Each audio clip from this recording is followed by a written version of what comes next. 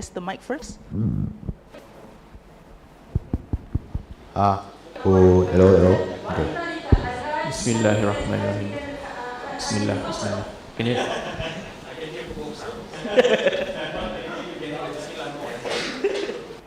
All right, so the live stream ready? So I will start the debate right now. So good morning to the debaters, judges, and all members of the floor. Welcome to the round pre-semifinals of Royal 2024. So my name is Arunka Anwar, and I'll be the speaker for this round. So the chair for this round will be Dr. Hugh Leong, Mr. Lee Wei, and Ms. Mabel. You may refer to them as a panel. I will introduce the speaker for both government and opposition. So for the government side, which is from University Malaysia Sarawak, we have Prime Minister, which is Amirul Hazim bin Hassan. Deputy Prime Minister, we have Shashita Anak Perempuan Ramarau, which is also our reply. Government Whip, we have Abel Anak Meta. And for the opposition side, we have University Teknologi Mara. For leader of opposition, we have Siti Aisyah binti Saiful. For deputy leader of opposition, we have one Amirul Shakir, one Ahmad Rafidi, which is also our reply. And our opposition whip will be Adam bin Muhammad Hafiz. Now I would like to proceed to give a few general reminders to the debaters here. Please remember to be mindful and civil when giving your POI, since it will be done verbally. Be careful not to badger or disrupt your opponent's speech. Please be mindful of the word you use in the debate, and please be respectful to each other to avoid raising equity concern. We would appreciate if the speaker are able to conduct themselves professionally to ensure the debate progresses smoothly. Lastly, please be aware of the time of your speech. The timekeeper will help time the speech for you, but also important for you to be aware of the time itself. Before we begin the debate, the motion for this round reads, this House would establish a global framework to regulate the geopolitical influence of tech companies. If everyone is ready, I would like to invite the Prime Minister to deliver the speech. Here.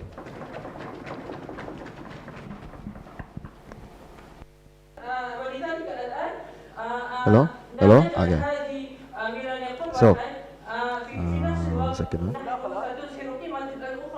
التي لم يذكرها من الفريق الموالى مثل البخيل والتكبر والسمعة. أيها السادة، أعطيكم المثال.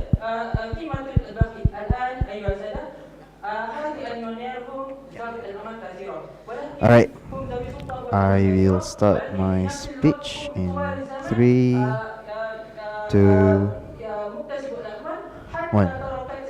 Panels, tech companies have so much power and so much influence, and yet we let them roam free with their own regulation and with their own agenda that only benefits them.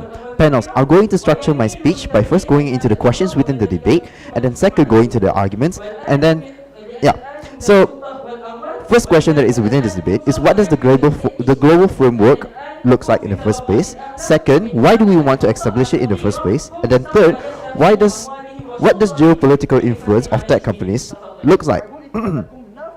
And of course, the fourth question, why do we think by establishing this global framework would be beneficial? So first, what does global framework looks like in the first place? It's a plan or agreeable set of regulation with safeguard mechanism. Now this particular framework is upheld internationally with agreement of most countries, if not all, for the core benefit of each other. This is initiated upon international body, like let's say a UN, where all countries are involved, and can be passed on. All agreements are initiated upon an international body, where UN can, like the UN, where all countries are involved, and then it's passed on with a simple agreement. Now, I might say that, there is veto powers with big countries, big countries will knock off the framework itself. Now, we would say that it's not going to happen, because these large countries have their own incentive to even approve this framework in the first place, because they have their own trade agreements, they have their own, trade agreements that they need to follow. Now, third line of analysis is each government should regulate on their own end, and international authority should be only the watchdog for check and balance of the government itself. So going to my second question, which is, why do we want to establish it in the first place? It's because of the problems of the status quo, where the tech companies have too much power, have too much influence on government, where we cannot really regulate them in the first place. Right? Tech companies are of large giant have so much money, and they have so much influence, and because of said money, they have so much. Because of said money, right? So you have to also know that tech companies are the backbone of the economy and GDP, where they can take advantage by they are the backbone of economy and all GDP, but they take hold of this, they took advantage of it by hopping around regulations of country itself. Like, for example, right? For example, look. Actually, I'll go to my example later. So corruption, corruption won't end on our end. Sure. Sorry, going to my third lines of analysis, which is what does geopolitical international tech companies do in the first place? Right? They have influence of politics government. What this means is that, like, look at Facebook, where they influence politics through the politics of US through biased advertising. They allow them to, they meddle the perception of candidates. They allow them to see, so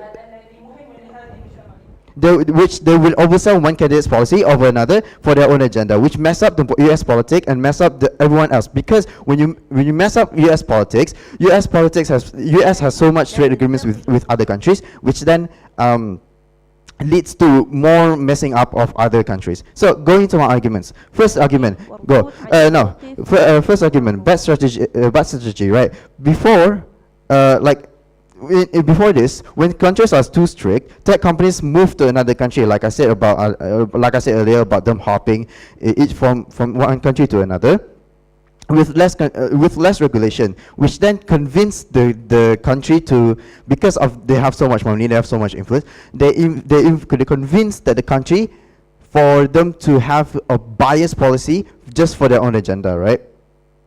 And yeah, why is this bad in the first place? It's because, like I said earlier, this regulation, this convincing of other countries would just lead them to have their own agenda, to have their own agenda of, So by us putting this framework, by us implementing this framework in the first place, we allow uniformity from one country to another. We allow them to regulate. We allow ourselves to regulate these tech companies. We allow them to have one singular policy that they need to follow, right? So, no, their purpose, and why do we need them to go and actually have this policy in the first place? Because tech companies, what is the purpose of tech companies in the first place? Is to produce tech, is to develop tech. And when that happens, when we put this framework, not only that we don't make it so that they are only focused on they are only focused on profit, they're only focused on greed. They can actually focus on actually developing their tech. They can actually focus on developing what they need to do, which is developing tech, right? And this discouraged them from meddling hand into international relationship in the first place. Now, before I go into my arguments, before I go to my second argument, the point of the debate isn't about the fact that we are trying to make tech companies less powerful. We're not trying to belittle tech companies. What we're trying to do is to make it so that we have uniformity in order for us to actually have, in order for tech companies to actually follow the rule instead of hopping from one country to another just for the sake of gaining more profit. Now, actually go. Oh, sorry, okay, sorry. So second is establishing the norm, right? So there is already a culture where tech companies influence, support wars, right? Indirectly support wars. For example, support authoritarian principle. Now, for example, look at McDonald's indirectly supporting their war between Israel and Palestine. So a number of tech companies through funding and confidence, the number of company that is funding and putting confidence with the possibility of winning the war in the first place. We understand that McD and Starbucks is not tech companies, sure, but this is a good illustration as to why we think that tech companies could lead to meddling of this thing in the first place. So what do we mean by this? What do I want to actually say by this? It's establishing norm. What I mean by this, so Going to my last argument, which is actually accountability, where we hold national or international government accountable for their actions towards the the tech companies. Anyway, side with the government.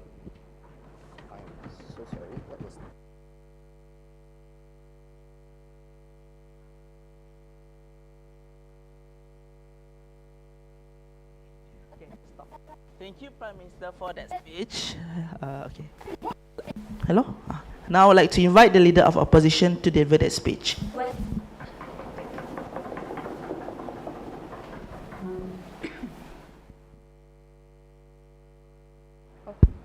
Hello? Okay.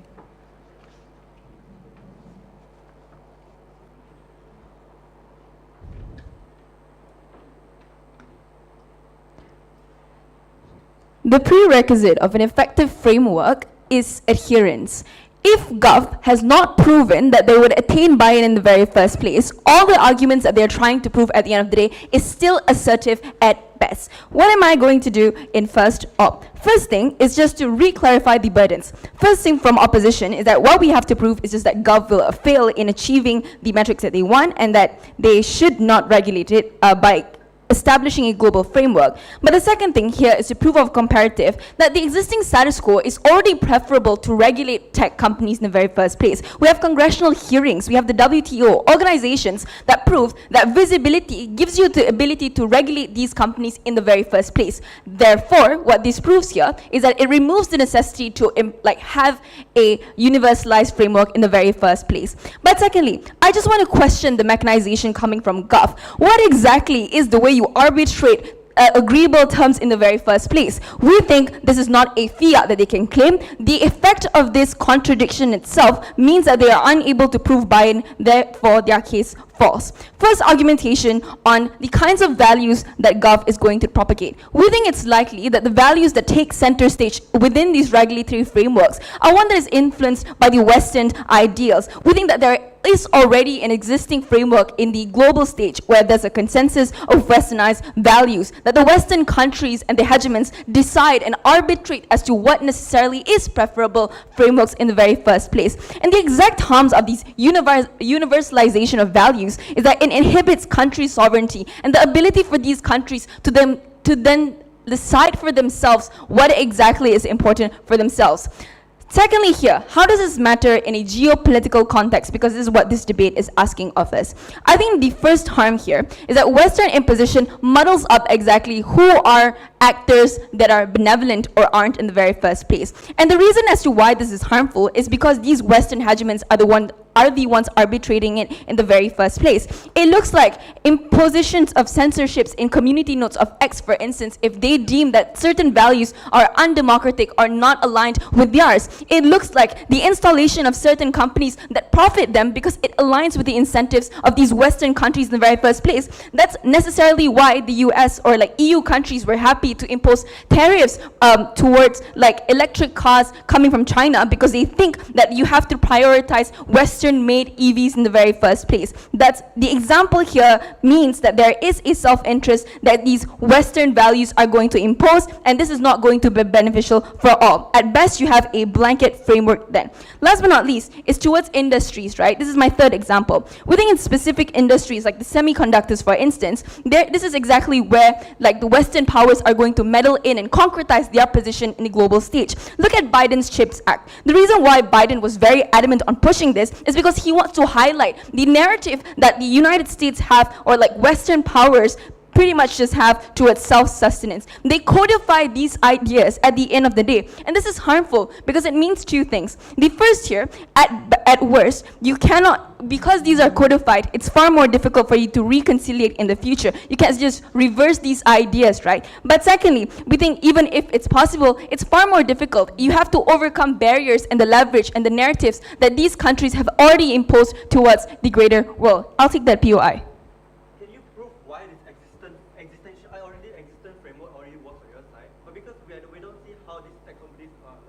So can you prove why this existing framework already works? Okay, so first of all, I think we have mitigated those harms. What these congressional hearings have done is, number one, change the behavior of tech companies to actually adhere to its regulations. But number two, we think that there are other comparatives, like people being aware of their rights and demanding those rights in the very first place. Like, these are existing comparatives that exist, but I'll get to that at the conclusion of my speech. So what my first argument proves to you here is, at best, even if they're able to prove a framework that is beneficial, it will always be skewed to the universalization of the West ideas. And the importance of this argument is that it proves the worst case scenario of side government. Second argumentation, which is on buy-in. We think this is also an important argument in this debate, because buy-in is what proves an effective framework in the very first place. Let's question the case of buy-in coming from Gov. First things first, they did not explain to us what the composition of the councils dictating this looks like. That's why we can come here and argue about why Western imposition is likely. But secondly, let's also question the persona of the individuals presiding over these regulatory frameworks. Even if it's not like any other countries, look at exemplifications like the ICC, for instance. There is still benefit towards these Western countries at the end of the day, because even in the ICC, judges have never indicted a US president ever, even though the entire world knows that every US president is a committed war, it's a war criminal in the very first place. But secondly, what this imposes is an additional harm towards developing country. Developing countries literally have to overcome imposed regulations just to get progress. Look at the example of India having to overcome patents, the rules of patent laws, just to ensure that they can distribute vaccines towards its people, right? Second layer then is to understand veto powers. We think that if this regulatory framework is the same as UN, as they've exemplified, we think that veto powers are also going to exist. You are going to leverage off powers of being a dominant country in UN and imposing that narrative still within this framework to ensure that you have control over the narrative. What this allows here, it limits the powers to just hegemonies to dictate things in the very first place. You give infinite decision and arbitrariness to every kinds of decisions that you make. And this will always be dependent on personal incentives of the West then. But the worst harm that comes out of this is the weaponization of the system itself. The US literally will use this narrative to justify why why it's unacceptable for China to continue child exploitation, for instance, in their sweatshop, but everyone will be detracted from the conversation of how Tesla is doing the exact same thing when it comes to the DRC and cobalt mining in the very first place. Last piece here is how there is no trust, and this deals with the best case of government. We think that the third world countries already have a lot of distrust towards these first world countries dominating these spaces then. We think this can be caused because of, one, colonial scars that happen, number two, because of the harms that existing Western companies have imposed to them, like Shell coming into Nigeria and dictating laws, etc.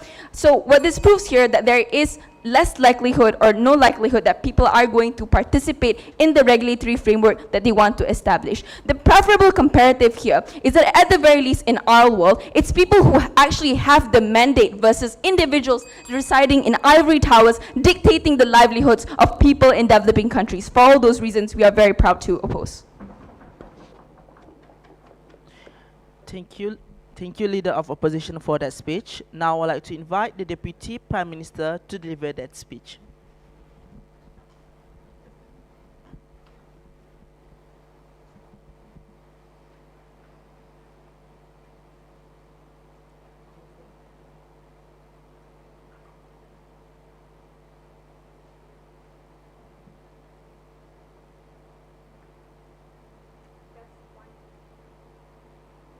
Test 1 2. Test again 1 2.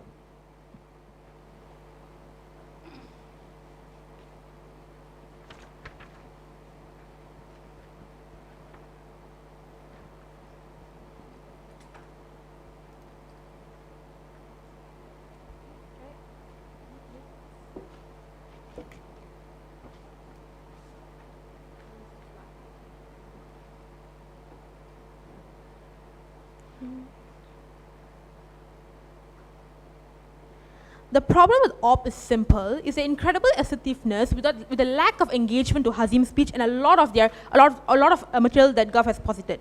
Firstly, on the principle, right? Remember that this motion is about the principle of power and limiting the influence of power. Principally then, we simply outweigh them because here, the framework is simple, is because Hazim has already mentioned to you, tech companies already have an incredible amount of money and power backing them. They are already probably, like in some nations, probably more powerful than the government, probably have a large amount of influence to to dictate agreements and treaties and a lot of these large powers at status quo. But the problem of the debate then becomes, right, that how are we able to best mitigate this? Again, we don't posit to you that this is an overnight solution that is able to manifest or like immediately. But what we're saying is that it is step one process to ensure that the end goal is achieved, right? Now, secondly then, they spoke about adherence, right? About how in status quo you have WTO and visibility. I think first, I don't understand as to how this is likely to be a mutual benefit on their side of the house when they talked about how status quo is able to curb these tech companies in the first place. Understand that a lot of the problems Hazim talked to you about within tech companies already happen within status quo. With the existence of all of like the frameworks and authorities that they talked about, it already happens. Even with visibility in WTO and all these international authorities, I think it already happens. So what's the next step from that? The next step is not just about talking about it and ensuring you have visibility. It's also about ensuring that you have discourse to form such framework to ensure that there is an incentive for governments to regulate these tech companies in the first place, right? Number two, they talked about like dictatorship, about how these framework will most probably be dictated by Western countries and how they would make decisions for you.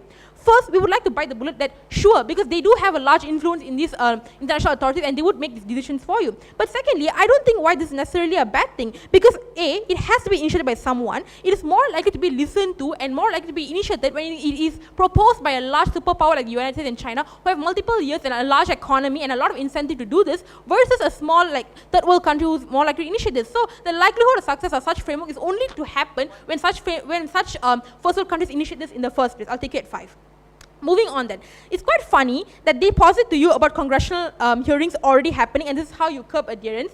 Guys, understand that even with congressional hearings, first, it took years for it to manifest. But secondly, then, we don't see the influence suddenly being, invisible like overnight. We still see an added effort to influence election. We still see an added effort of these companies to influence the geopolitical wars and a lot of the conflict that happens around the world. I don't see how suddenly congressional hearings is the first safeguard mechanism to ensure that this is entirely absent, right? Thirdly, then, this is why presidents don't matter. Even if they push that, in the past, that, this has already happened, even with presidents, things don't manifest in the first place. So I don't see how they get to push this mutual benefit at all. But fourthly then, I think Aisha came out and talked about how they even say that, US president has never been indicated. Correct. In status quo, correct. US presidents have never gone to jail. In your status quo and the burden that you're pushing and the argument that you put forward, that is exactly that happens. So even if we were to consider a worst case, where it were to happen on both sides of the house, I don't see how they win the debate on just pushing a mutual harm.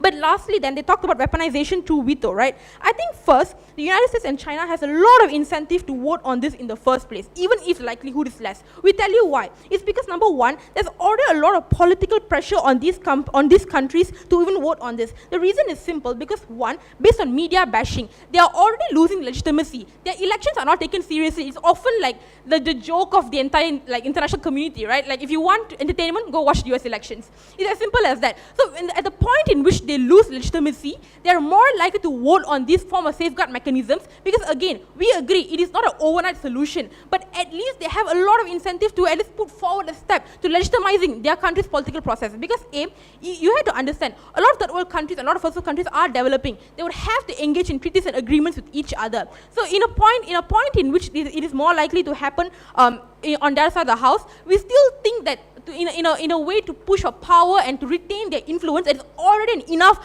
incentive for them to push for this form of policies. Yeah, I'll take you. Yeah, so if the problem is that it occurs locally, why can't local governments decide on their own the frameworks that is best suited for them? Why do you I agree. Because principally now, self-regulation doesn't work. The reason is because if country A is extremely strict with these tech companies and restrict them, then the intuitive thought for this tech company is to move to the next country and is to move to the next continent where things are looser, things are way more easier for them to do, right? I think this is where we win the debate because when you push for uniformity and you push for like some form of conformance for all the countries globally, you're more likely to make things harder for these tech companies. You're more likely to make things harder for them to move and establish their influence in other countries, right? I think moving on, we talked about the mentality shift, because again, we posit to you that this is not an overnight success or overnight strategy, but the principle here is about the mentality shift, right? Because two things. Number one, you get to break the invincibility of these tech giants. You get to break the perception that they are untouchable, you can't shake them, and you can't conform them. But secondly, then you now enforce or you empower the ability for national governments and international governments to question them and to curb them. You now tell them that, hey, you have the power and to force some sort of check and balance for the neighboring country who don't hold these tech companies like accountable. We agree. Then when your local laws don't work, the next step for you is to rely on international law or to rely on some form of international check and balance. At the point in which you fail as a government, even the best country or so-called the best country in the world, the United States, fails to conform or fails to curb the influence of tech companies, it is then you rely on international influence and international pressure to ensure that this happens, right? In the long run, at least, we can like exclusively push for geopolitical moves that actively push these people out and instill fear for these corporates to even be involved in the first place. But thirdly then, why are we able to establish better buy-in? Because understand, tech companies not only influence internal politics, they also influence diplomatic relationships between countries. This is the first automatic buy-in. But secondly then, it's about limiting power. I think all countries, first world, third world, all of it, have a lot of incentive to limit these corporates, because government's first incentive is to establish power. They don't like to be overthrown by another corporate company that's profit incentivized. They're more likely to be able to buy into this idea because they actively, all collectively want to push out a global superpower in the form of privatized company. And we think this is a fair enough buy-in for Gov's framework to work in the first place. Now, moving on, we talked about accountability, right? Why is it best enforced on our side of the house? We see this in two folds. Number one, it's not about holding these companies responsible, it's also about holding governments accountable, where they allow them to do as they wish. At the point in which you put a framework in place, it is automatically like you are breathing behind someone's neck, and you force them and you let them know that you're being watched and where they are alert with their actions, and they're able to enforce in much more ethical agreements with these tech companies and make sure they don't influence geopolitically. For all these reasons, Prato propose. Thank you, Deputy Prime Minister, for that speech. Now I would like to invite the Deputy Leader of Opposition to deliver their speech.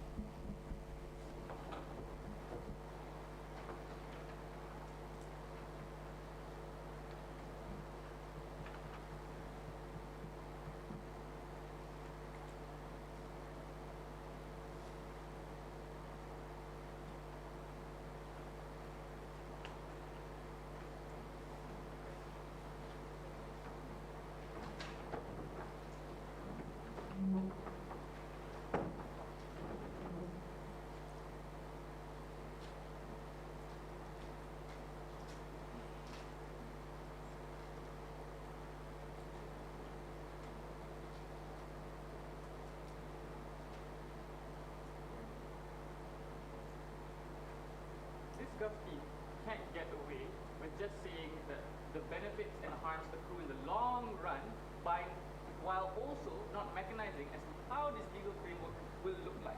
Because all their arguments are on how the tech companies are bad, but they have the burden to mitigate at least some of the harms that they highlight themselves. Because at the end of two speeches, we're still unclear. What's the regulation? What's the enforcement going to look like? And what are the laws that are going to be enforced? What are they going to break up Meta and X? Are they going to censor things in these platforms that these companies would not have censored themselves? Are they going to buy stocks in these companies in order to get voting rights and then influence the policies? We're still unclear. Each of these mechanisms are important because it proves that they get their benefits, but also it explains to us what are the laws going to be in the first place.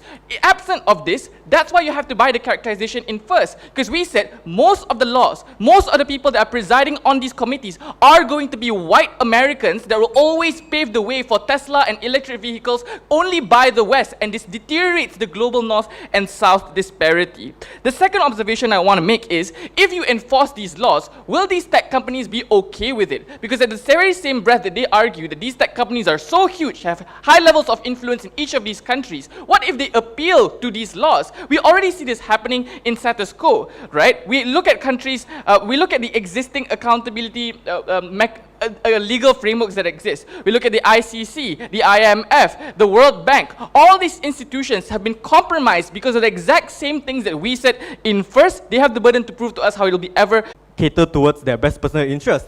This would mean then second, all the harms that's going to manifest like political landscape and so on, right? And number two, understand that these are two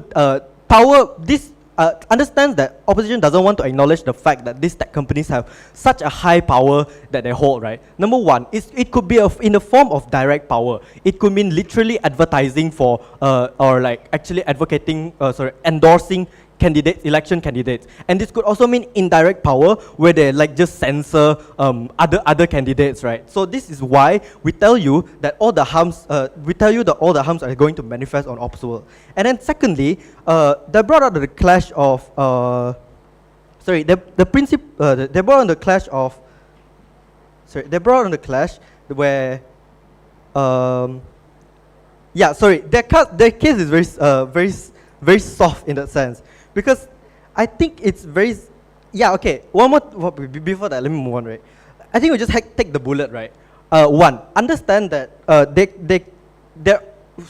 they're okay, basically they're saying that they're okay to intervene with the, basically we're okay with, let me rephrase, okay. Basically, we just take the bullet, right, where we're okay if these tech companies are going to intervene to the market. But at least on our side of the world, we don't want these tech companies to intervene with the political landscape because of like all the harms we already mentioned, right? So, and then afterwards. So what exactly do we say? I think it's fair for Shashita to come out and say, I think it's fair for Shashita to come out and say where veto powers, where there's going to lose some form of legitimacy. And secondly, where for example, discussion will be more likely to happen where first world country or third world country will come to an agreement. We tell you why this is true, because first, it is in their best interest or the incentive to actually globalize within the tech company. And second, when local law don't work, I think then you actually have to rely on international law. And I think this works much better, because then the first world country will be able to collaborate with the third world country or whatsoever. And then secondly, how does this actually differ from their side of the world? First, we tell you that we don't want tech companies, we don't want our nation to actually rely on tech companies. We don't want our nations to, we don't want our nation to rely on the decisions that the tech company has to offer us. We just want, we want to ensure that these tech companies don't have a big or larger say on our side, right? So then, what else did we tell you? We tell you that accountability, or we tell you that accountability on our side of the house. This is also something that we can claim benefitly, right? Mutually exclusive, right? Because this kind of accountability doesn't actually happen on their side of their world. Because it's more likely on their side of the world, they will just conform towards what larger tech companies will say, and they will just conform on whatever agenda that the government wants to say. At least on our side, when there's some form of agreement within the international body, at least, and I think it's more likely that people will actually adhere to this international laws, because number one, it is an incentive to, it's a natural incentive that if the majority already tells you that this is more likely better for if it's more likely better for tech companies to not have too much power. If Elon Musk endorses Trump, why can't people see through that and make educated votes based on that information? Are you going to censor Trump? Yeah, frameworks. This is exactly why the international frameworks have to exist, because then we won't actually have these things that actually go out of hand, out of tangent, and we actually ensure that things are actually stay put, and make sure that more discussions will actually happen in a much more majority scale, right? So with all of this, I think this is exactly why that on our side we're able to actually show you the very specific roadmap of why this framework, even if it doesn't work, it's still much better than their side. Because if their side, even if it doesn't work, all the harms will be, all the harms that they have will still exist, but at least on our side, we tell you principally it's still much better because we'll actually be able to cater towards all the stakeholders in the debate. For example, like the cities, for example, like the tech companies, making sure that they will be put back to their purpose and making sure that they don't oversee the boundary of go past through the boundary of them having too much power in the political landscape. And then secondly, on how we're making sure that our nation will actually have to ensure that it is within their best interest to make sure the political landscape actually go through whatever elections that they want, instead of having this external factor from tech companies being part of the equation. And with all of that, unanimous, unanimous. Thank you, Government Whip, for that speech. Now I would like to invite the Opposition Whip to deliver their speech.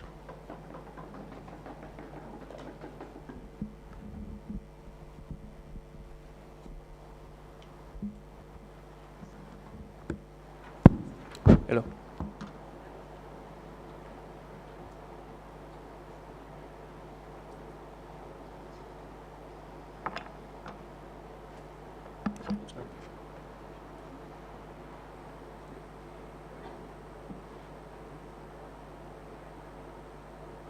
It was the cause of Western imposition of values. It was what drives the Global South away from having a meaningful global trade opportunity to strengthen those relationships and actually make everyone richer.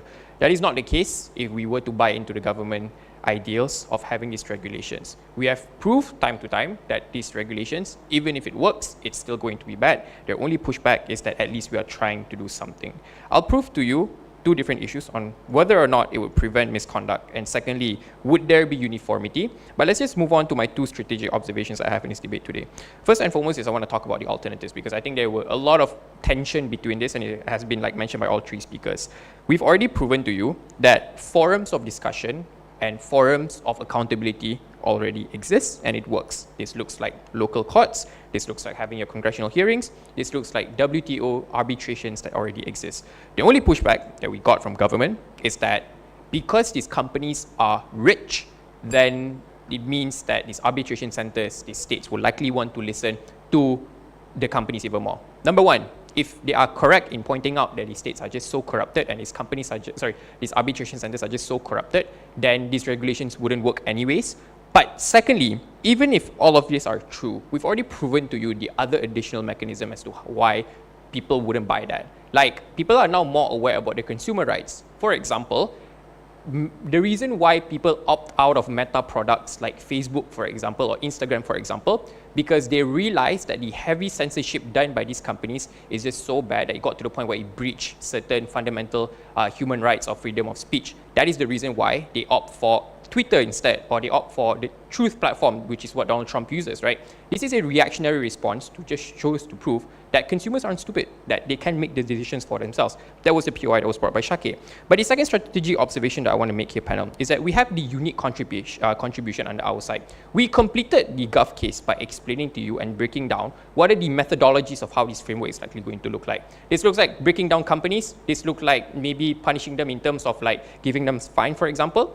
All of the potential mechanisms that government didn't prove that we've mentioned in Shakir's speech, we've proven to you why it all does not work. At this point, it's too late for them to develop their case. Moving on to my first issue then, on would it prevent misconducts? This is what government said, right?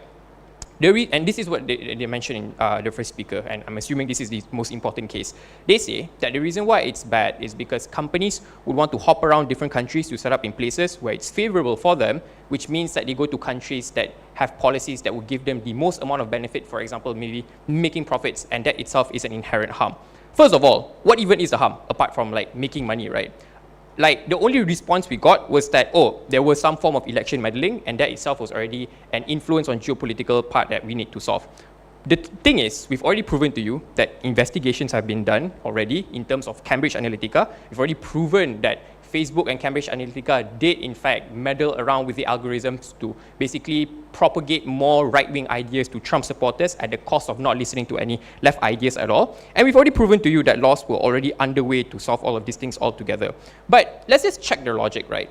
It's really counterintuitive for companies to hop around different countries. Why would Twitter quit America, for example, even if America's regulations are likely going to be very strict, because America is a consumer's economy. They make a lot of money from these countries. So it doesn't make sense for them to hop around to maybe developed countries where they have less users, because it wouldn't make them as much money. The point I'm trying to make here, panel, is that even when proving the problem statement, it does not make sense under the side of government. But let's just be super charitable, right? Even if whatever the government says is correct, that all of the harms are true and all of the harms are really, really bad. At the end of the day, when it comes to international regulations and international law, the fundamentals of international law is all about compliance. It's whether or not your country wants to listen to them. We've already proven to you in first that international regulation is all about subscription. We've proven that countries would not likely going to comply if it comes at the cost of hurting them. That was what gave justification for India to breach patent laws, because they need to provide a lot of vaccines for people at the height of the pandemic, because people are just dying, and that's the reason why they are likely going to do it. What did we then prove on the side of opposition? We proved the exact opposite. We say that what's likely going to happen on the side of government is you have Western neo-colonization of global dominance.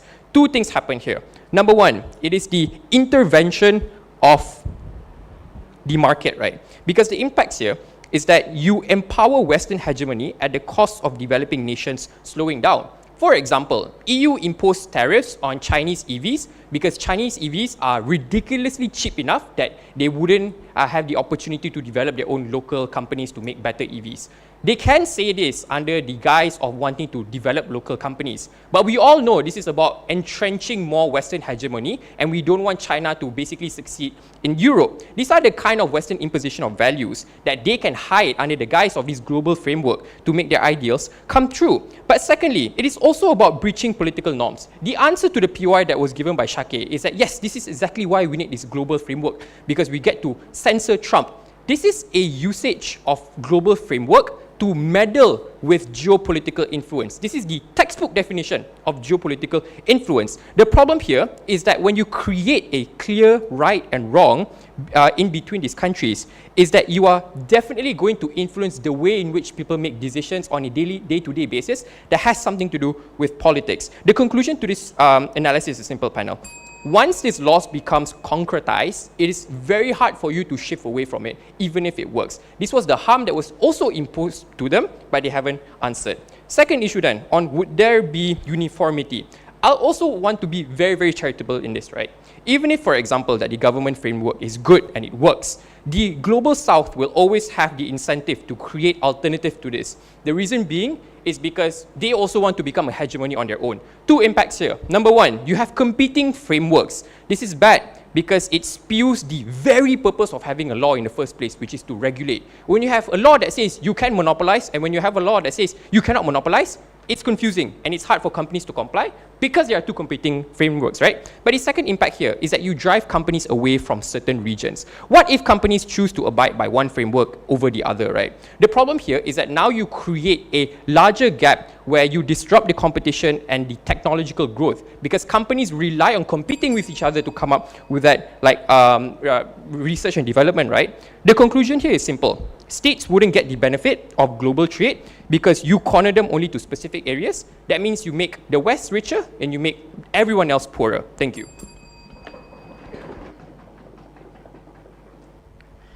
Thank you, Opposition Whip, for that speech. We will now move on to the reply speech portion of the debate. To begin the reply speech, I would like to invite the opposition reply speaker to deliver their reply. Here.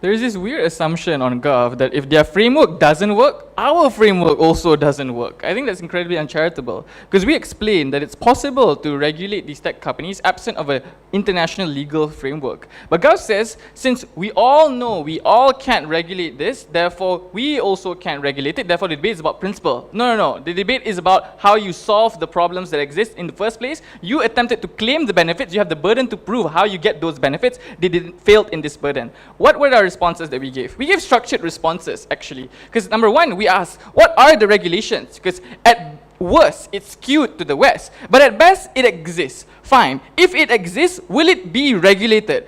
Our argument was that it won't, because at worst, the hegemonies will control all these bodies and they will always have their people presiding in these commissions. But at best, they say, fine, let's regulate. There's no analysis, but we took them at their best. The third question we asked is, if it's regulated, who will enforce it? We argued, at worst, nobody enforces it because nobody buys into your system in the first place, because nobody trusts this international body. But at best, maybe people exist, maybe people trust this body, maybe there's buy-in. And lastly, we asked the question, if they do trust this body, who do they trust more? Will they trust the US or will they trust China? China, as in third world alternatives, will give you better deals in the first place, like what they've done in the past before. Therefore, even if we believe that these regulations exist, they work, and they're so good, but they will always, but nobody will listen to them simply because of the fact that it is, because nobody buys into it in the first place. There's two things I'll say in this speech. Firstly, I'll prove to you conclusively which regulations are better, because that's the only thing that is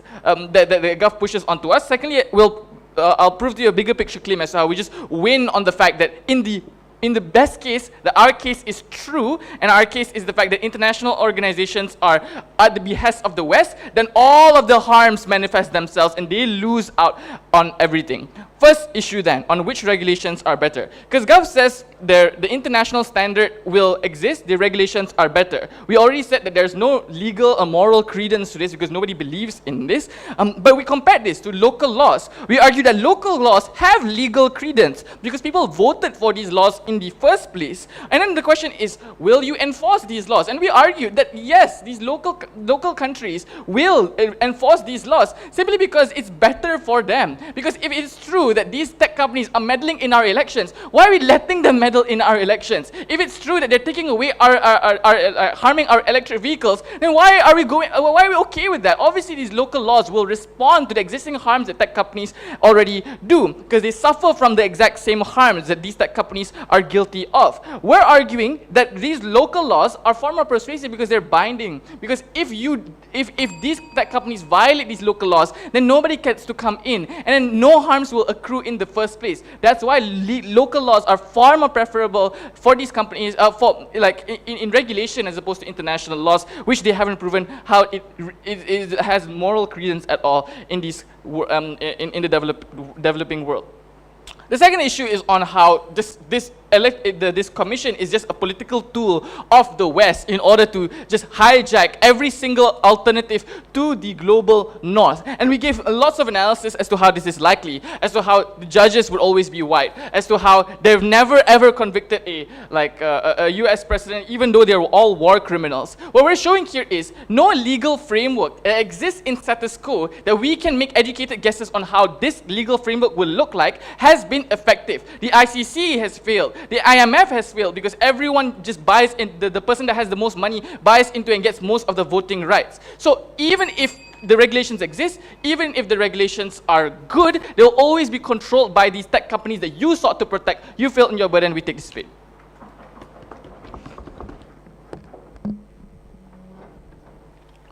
Thank you, opposition reply for that speech. To close out the debate, I would like to invite the government reply to deliver their speech.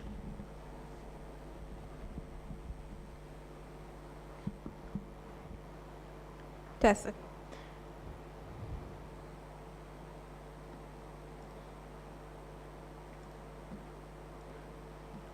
When your market is built upon meddling in a government's politics, I think it's perfectly fine for us to come out with a framework to meddle with yours too.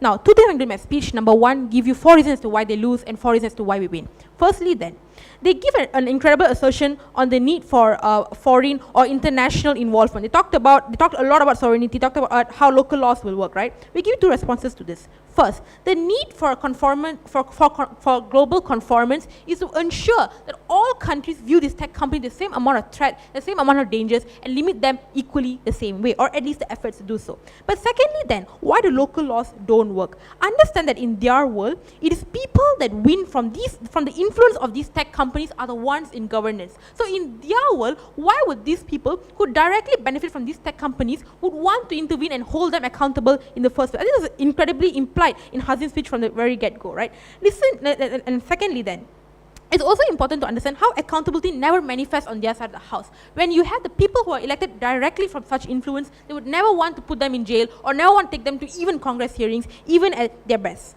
Thirdly then, they talked about how the conversation will be skewed and dictated by first world principles. The most important question is that, what are their principles? I think it is within their principle to push out a power that overpowers theirs. The biggest fear for the United States is to be overshadowed by a larger power of private companies and tech companies as a whole. This is a sole or good enough incentive for the US to want to push out a tech company and vote in favor of this, right? I've already given you the analysis on power in my speech itself. When we say that the corporates have power, then it becomes a race to eliminate one or the other. Now, moving on then as to why we win, right? Firstly, the buy-in from third world, and it is most likely to happen on our side of the house because we protect the most vulnerable. Why? They suffer the most from volatile politics. When you compare the amount of trust they have on a first world country versus a tech company, I think they're more likely to trust a first world country even at our worst. The reason is simple. When they're tilted and they're hurt by a tech company, they will probably never come back from that. Even at their best, even when their local laws are somewhat efficient, we still tell you that this influence of the tech company will forever dethrone their politics. The reason is simple, because their influence is through media. Their influence is through the fourth estate, which is the most influential in third world countries. Even then, the first world countries have already been facing backlashes and a lot of systematic pushback, where the moment in which the mistakes of their past come back to haunt them. At the world in which this is true, we tell you that it is more likely that these first world countries would want to have the same collective harm as the third world countries in regards to tech companies, right? Thirdly then, it's on accountability. They feel like it doesn't exist on both sides of the house because they tell you global frameworks don't work. But we tell you that enforcement in local laws don't work. But at least on both sides of the house, at both sides worse, which is more likely to happen. When you remove a central authority from decision making, you at least allow local accountability. You allow the question from one country to the other and the question from another country to the other as a central way to uphold international law. Because we tell you, even when courts fail, they fail because of central authority. But the only way that international law will work is only by joint accountability. Fourthly then, it's about the mentality shift. I've already told you, it is only exclusive in our world where we get to push for discourse, where we are able to have discussions on what is a collective harm and come together to form a framework to it. We have to at least admit that there is some form of agreement between third world countries and the first world countries to ensure that there is some form of collective harm they're working towards. Yes, we've already bitten the bullet that maybe at our worst, there may be discussions that probably skew to the first world. There may be discussions which there might be some form of overthrow. But at least we tell you that there's so many more incentives to outweigh that and tell you that they're more likely to work together with these third world countries. And lastly, about sustainability. We tell you that we at least start the solution, because at the point in which local laws don't work, that is where you start a solution to push for a more sustainable change. Is a change overnight? No. Is a change perfect? No. But at least we take a step forward to push these corporates out of the global discussion. For all these reasons, proud to propose. Thank you, Government reply, for that speech. That marks the end of the debate. The judges will now make the decision on the side that wins the debate. We would like to thank everyone for the round.